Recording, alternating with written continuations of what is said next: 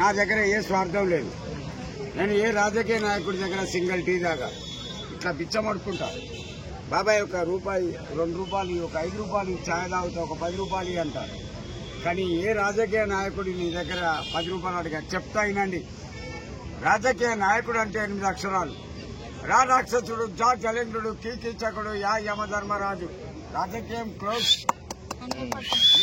నాయకుడు నా అంటే నారదాముని, అలా యమకింకడు, కు అంటే కుబేడు, డు అంటే డూడు బస్వన.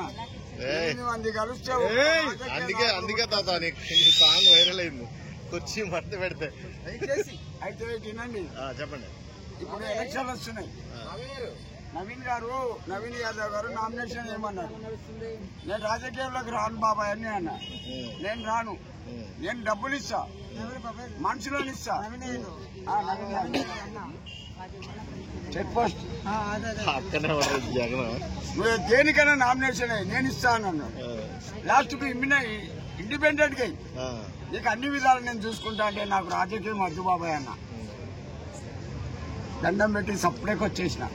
అంటే ఈ రాజకీయం అన్నది ఒక రొంపు నాకు వద్దు బాబాయ్.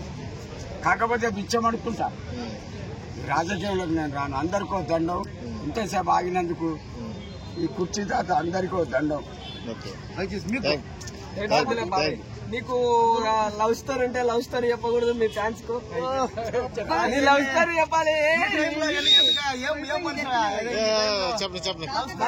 లవ్ స్టోరీ చెప్తున్నాడు ఇప్పుడు. లవ్ స్టోరీ ఈ టైంలో కుర్చీ తాత love story. Love is the best, arrange marriage the best.